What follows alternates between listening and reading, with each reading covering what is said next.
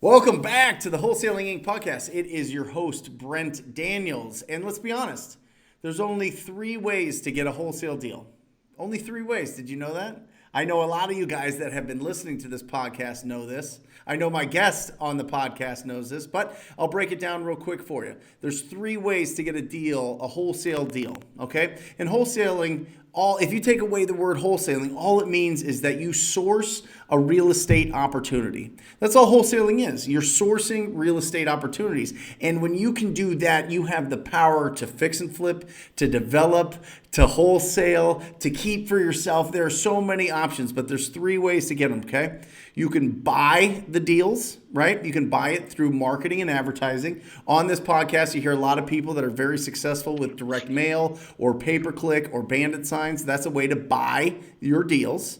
Two, you can wait for deals by getting referrals, right? You can be the guy or gal in your area, in your market that people send deals to because they know that you get them done, right? But it takes a lot of time. And remember, when you're buying deals, number one, the first one going back a second, remember it takes, you need to have a budget.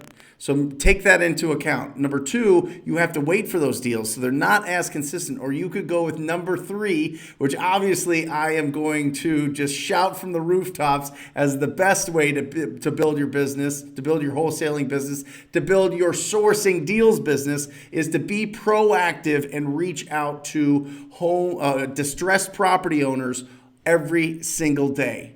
Right? Every single day, have a quality conversation with a distressed property owner that you control the schedule of when you speak to them. It is absolutely beautiful. And a beautiful way to encapsulate that or give an example of that is this interview that I'm going to do on the podcast today. I'm very excited. If you want to see this interview, make sure you go to Brent Daniels Real Estate on YouTube. It's on there. But it is my pleasure to introduce from North Carolina, from Charlotte, North Carolina, TJ Cotton. TJ, say hello.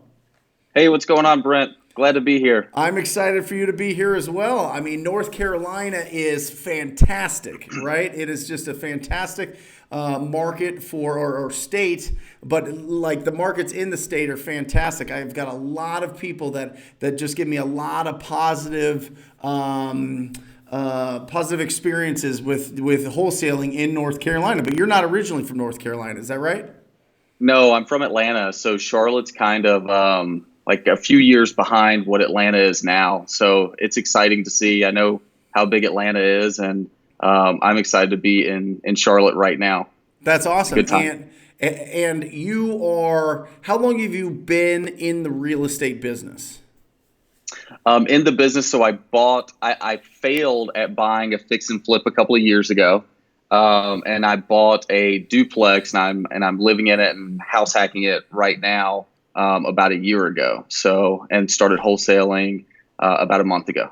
1 month ago. Month and a half.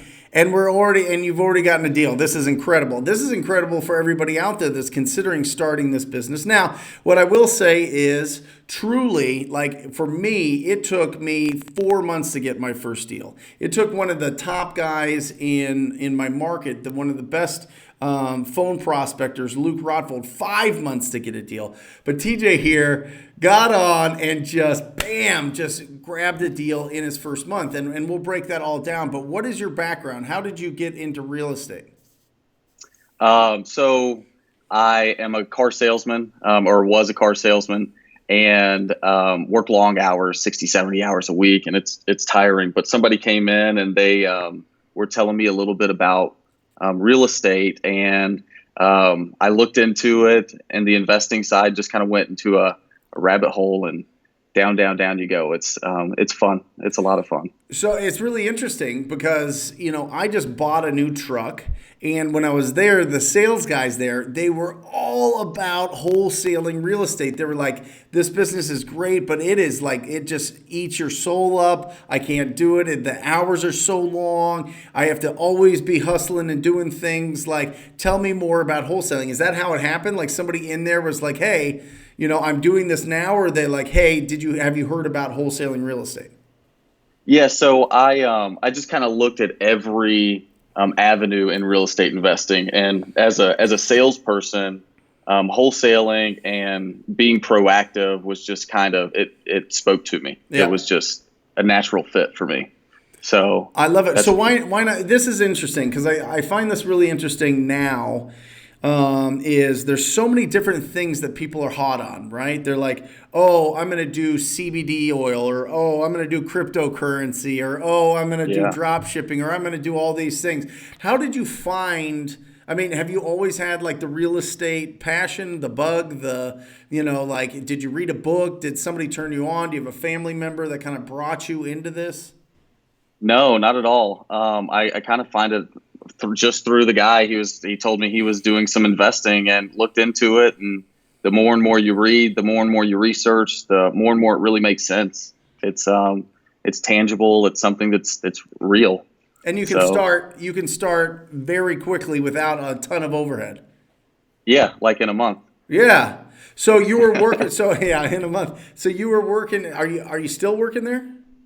No, I went all in. Went all in. So tell me about that. So, did you go all in like day one, or did you go all in after you closed a deal, or what? Like after you started, you knew that you got a good pipeline of leads. Like, tell me, because this is a question, TJ, I get all the time. Like, should I quit what I'm usually doing, what I'm doing now to start this business? And my answer typically is, listen, unless you got 6 months reserves, like to cover all your costs and expenses, then stay in that job and make this your side business, right? Like build it up, get enough momentum behind you so that you know you're going to commit to it and be successful at it. So yeah, absolutely. So I am lucky enough to have it was a pretty decent paying job and saved up quite a bit. Awesome. Yeah. And how important do you think that is? Massively. I mean, if you're out there and you're thinking about how you're going to survive as opposed to trying to figure out the best way to build your business, you're gonna really hurt yourself. So I think that absolutely you should have at least 6 months of reserves set up. So I had that, and my daughter one day. So I was working 6 days a week. My daughter one day told me that she had a dream, and I wasn't in the dream, and that kind of hurt me. So I said, "All right, it's time. Let's get off on our own."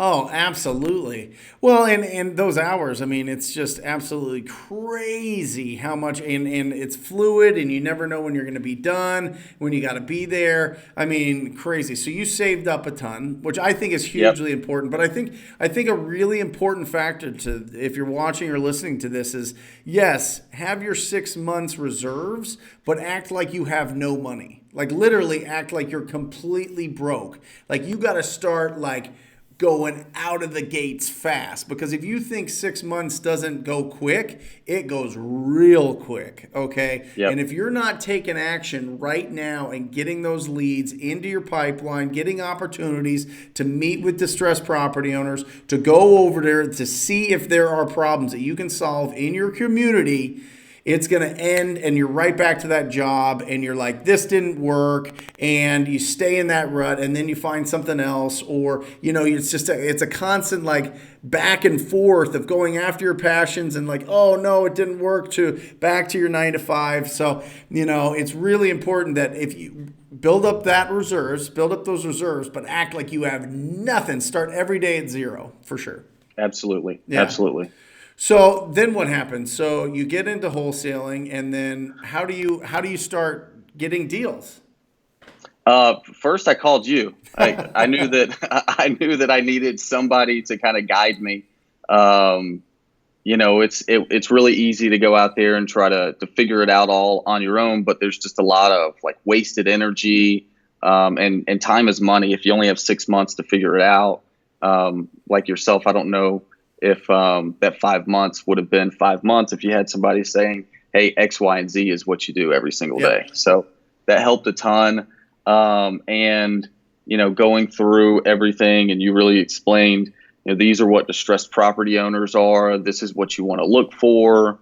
So I just started to compile a list of distressed property owners, and skip tracing's pretty easy. You just put it into a system, and it spits you numbers out, and you just start calling people, and you get somebody on the phone. And I got Tina on the phone, and it worked out really well. She told me she usually hangs up on everybody, but she connected with me. So it was really big. So we talk about lists, right? In the TTP program, we break down the top lists and we keep that updated on what are the best lists to go after. So which list did you find this deal from?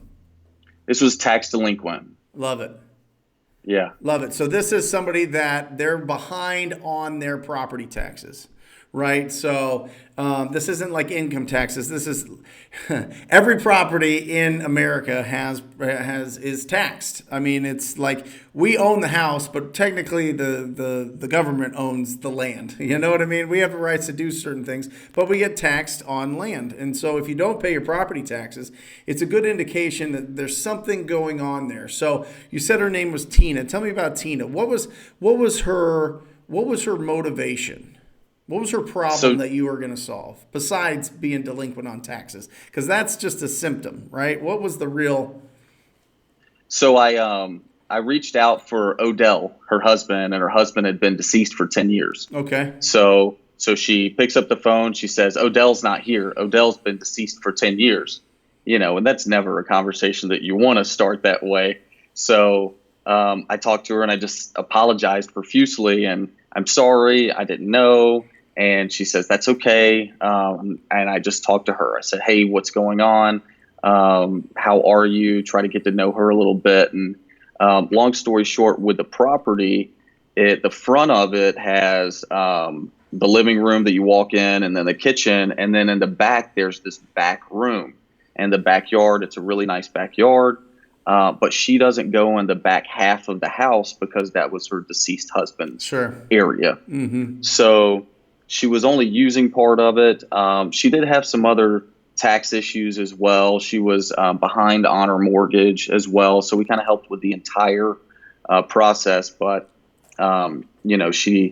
she opened up to me because I was there for her and there trying to help her, not trying to buy her house. That's also what you're trying to do. But the biggest takeaway from it was absolutely helping her. It was awesome. So what does that mean, helping her? Are you just talking like you're a good communicator and you're listening to her while she's talking? Is it like she's saying that, there's certain things that she needs help with, like moving or finding a new place or, boxing up or throwing out stuff? Like there's a lot of things that go into like really there to help her out.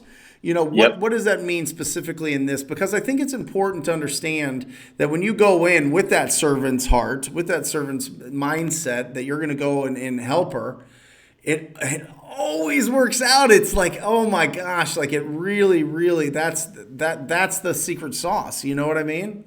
Yeah, it is. Yeah, I was talking this weekend about that specifically, the secret sauce. I think that is what it is. But communication was key. Listening to her and actually being an active listener. Mm-hmm. So actually taking what she's saying and being able to respond to what she's saying and not just okay or yes, that sounds good or it was trying to understand her situation because there was a lot of layers to it. It wasn't just one thing. It was multiple things for her that I could help with. She was back on her taxes. She owed in the IRS. She was back on her mortgage. She just felt like she didn't have anywhere to go. So letting her know that there is a way out, and with that, you can take a little bit of money away from this as well is obviously something that keys people in as well. So love it. It's all of it. And so she lived there. She lived there. And so where did she just had somewhere else that she can move? Because that comes up a lot with owner-occupied properties, especially if they're older or especially if they've owned it for a long time. The issue is, I don't have anywhere I can move. Like I want to sell this property. I'm behind. I need to sell it. But I just don't know where I'm going to go. So I've got some thoughts, but I want to hear your thoughts on it. She found a place, and it was I had the same questions. I actually asked you about this. So what do I do? And you said, she will find a place. So, That's, um, that's that's the answer. It's so funny that you mentioned that, but because it really does. Like if they're really were ready, if they're really want to sell at this point, they've made the decision to sell. They will find somewhere. They'll live somewhere with somebody they know for a little while. They'll go rent something. They find a place. People find places. It's crazy. It's not like they just go out on the streets. So that's hilarious that you're you did text that's me about exactly it. what happened. Yeah. Yeah. It was actually the day of closing. She got the place, and it worked out. It usually does work out, is what I'm finding. Yeah, love it. So So, did this property need a lot of work? I mean, was it dated? Did it need a lot of really fundamental repairs, like the roof and the kitchen and bathrooms and flooring, and yeah, oh yeah. So it was not up to date. It was a nice brick ranch home. It was a three, one and a half, 3 bed, 1.5 bath, and it was just all kind of outdated. Just an older home. The green shag carpet in the front room. The kitchen was small, so the end buyer's going to do whatever they need to open it up or update it or whatever. yeah. But nothing structural, nothing major. There was a leak in the roof, but the roof had been replaced 3 years ago, so it was an area of the roof. It wasn't the whole roof. Yep. So that was And, it. and by the way, I don't think we mentioned this. This was a cold call. I mean, you Absolutely. just picked up the phone. You just dialed in. I assume you used a dialer. Yep. Yep. Mojo dialer. So you put in your lists, you pressed go, and it connected you with Tina. And then all of a sudden, you're having an appointment and understanding your problems and solving your problems from a phone call. Yeah. Yeah. It's nuts. It's absolutely nuts. Yeah. Yeah. Yeah, it's amazing what It's happens when you're out there, when you're proactive and you have that servant's heart. What happens when you go out? And this is, I mean, how many days of calling were you? So I put some stuff up in my you say make like a little cold calling center. Cockpit. So Yeah. yeah, cockpit. So I've made my cockpit, and I put up there. I said have a contract by the 21st, and I got it signed on the 21st, which was crazy. I thought I put the 20th, but it was actually the 21st. And I think I was 21 days in before I got the contract signed. So maybe 15 days of cold calling. I love it. And in that Yeah. time, were you getting other leads? Maybe not ones that were like ready to go right now, but do you have a pipeline that you're building up? I did. So I started in a smaller area where I found out that more people were moving out than were moving in. So I just readjusted. I realized that the buyer's market wasn't going to be as large there. So Right. I just refocused. And I hear a lot about people saying they want to go to smaller markets instead of larger markets. For me, I don't think that that's the right move. I think Love it's it. smarter Yeah. to go into the larger market. Where the cash Because buyers are. Exactly. So I did, 7, 8 days of that, and then switched over to the Charlotte market, and yeah, it was just rocking and rolling, and just calling. I love it. I love it. That's what well, and that's how simple this business is. Really, and it goes back to what I started this podcast at. You need to look at your business and you need to decide, do you want to buy these quality this whole business comes down to having quality conversations with distressed property owners. Do you want to buy it? Do you want to wait for it, or do you want to earn it? You have the self-awareness. If you know that you're never going to be able to pick up a phone and call a stranger, I totally understand. Listen, there's a lot of people like that. But if you're one of those crazy people that are proactive and you don't have a huge budget, but you want to be in this business and you don't want to eat up all your savings on marketing, then this is you got to be proactive. Just pick up the phone, talk to people, or go out and door knock, or do something that's proactive every single day so that you can have those quality conversations with a minimal budget. It is so key. I mean, really, the TTP program cost aside, to set up your dialer, The phone number, getting the phone numbers. Did you use? Who'd you use for skip tracing? Batch skip tracing. Batchskiptracing.com. Okay, and that's it. And you. So I mean, what was your total budget into this? Into month one. Month one, setting everything up was I probably had 4,000 leads that I had skip traced. So So that's maybe $2,500 total. yeah. Yeah, got it. Well, and with batch skip tracing, you could get it at 18 cents with the TTP code. And technically, don't tell anybody, but probably 15 cents.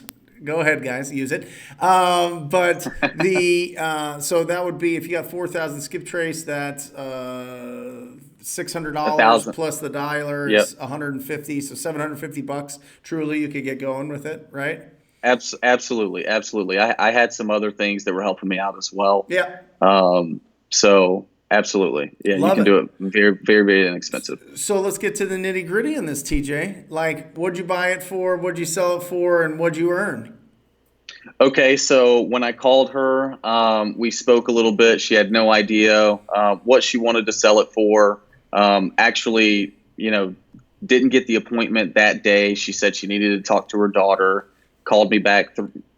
So that was Thursday. She called me back Monday morning and said my daughter said I can sell it, and we talked about it a little bit. I said we're usually buying houses in the area for around $100,000, and went out there, and there were a few things that were going on with the house that I didn't understand in the conversation. She told me about them, but I didn't know how bad they were. So cracked windows, a couple of things. So I just talked to her and said, hey, with all this, we feel comfortable at being at 95,000. And she said she agreed. So locked it up for 95, put it out at 130 and closed at 120. Oh, so what'd you net? What was it? Did you assign it? Was it assignment? Was I it did. okay? I assigned it. And assigning it's really easy. Even if you're making more than $5,000 or $10,000, just prep your buyers. Hey, I'm making money. I'm hearing this. You're buying it, or somebody else is, right? Yeah, So I negotiated this. I followed up with that. I did whatever. I did all the legwork. Like I really negotiated this hard. I'm telling you, this is going to be a big spread. If that bothers you, then pass on this one. You can get the next one. But if this is a deal at this price, then let me know, right? Boom, no yeah, problem, right? absolutely. I mean, I've done that up to like $65,000 on an assignment. You know what I mean? Like, come Yeah, on, let's go. So what'd you net on it? 25 grand. That's awesome.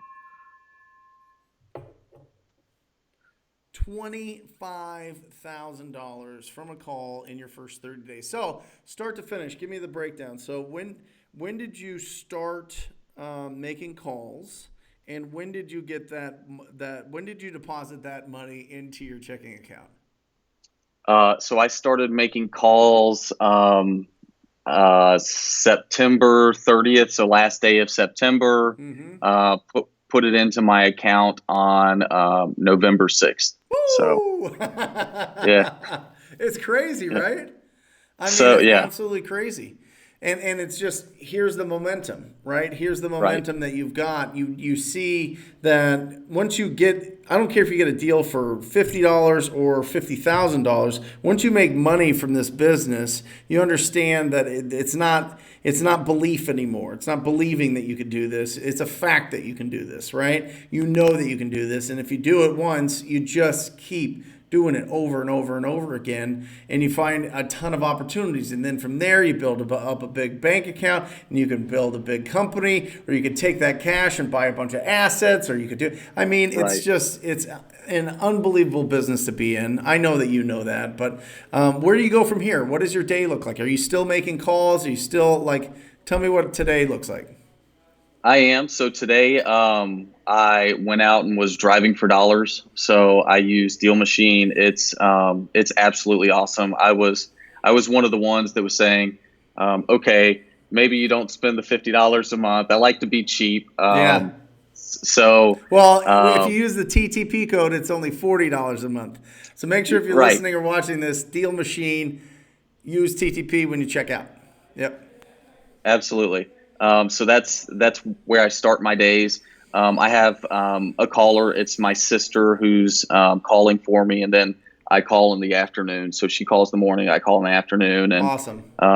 when we have appointments, I go out to them.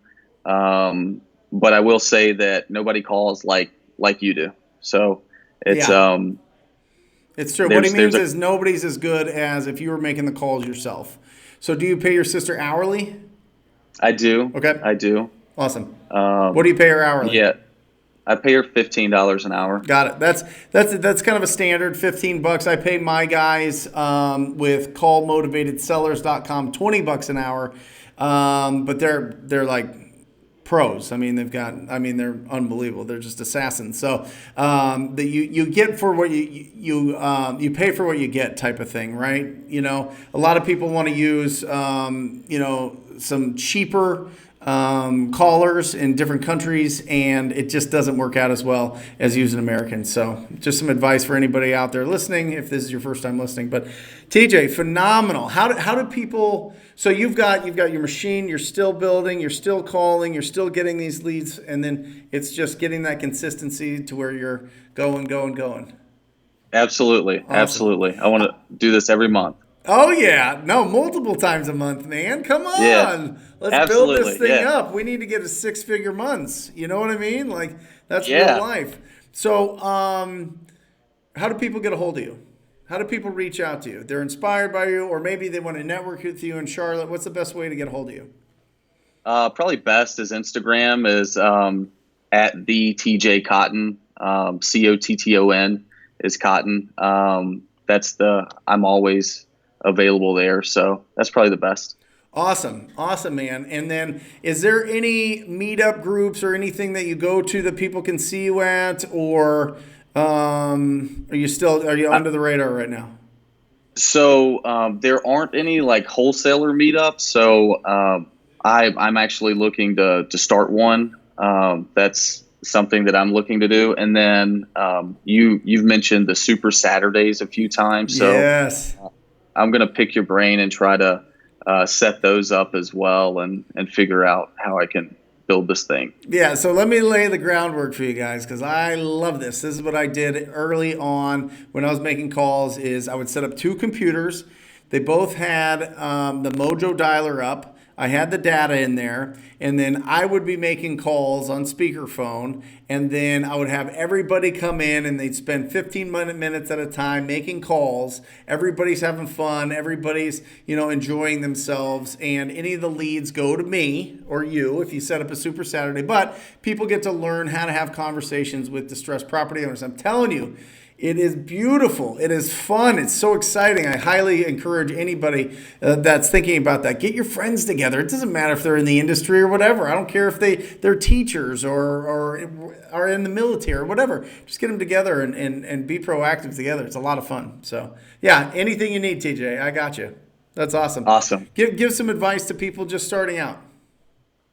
Don't give up. It's hard. It's tough. There's going to be days where people say something that you don't want to hear, but it just that next no could be, or the next call could be a yes. So just get through all the no's and try to get to a yes or a maybe, and then follow up. Make sure you're following up. So that's the best advice that I could give in the beginning. And follow somebody. It doesn't matter who it is. Yeah. Follow somebody that's laid out the groundwork from A to Z.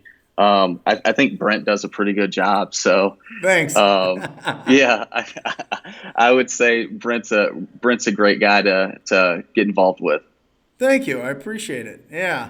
Absolutely. Well, thank you, TJ. Absolutely phenomenal. I mean, really, truly, to get a deal in your first 30 days is extremely difficult. You went out there, you were proactive, you had the instincts to know how to help and serve this person in your community, which I think is just phenomenal. So thanks for being on the podcast. Everybody out there, if you are interested in joining the most proactive group in real estate, investing the most proactive program, it is the TTP program, and that stands for Talk to People. Go to wholesalinginc.com/TTP. wholesalinginc.com/TTP. Join the likes of some superstars here that are just doing amazing things in their community. Love to work with you personally. Each and every one of the people that join the TTP program get access to me so that they can text me and ask me a question about certain deals. It's phenomenal. I love it. I love you. Until next time, guys, I encourage you to talk to people. See ya.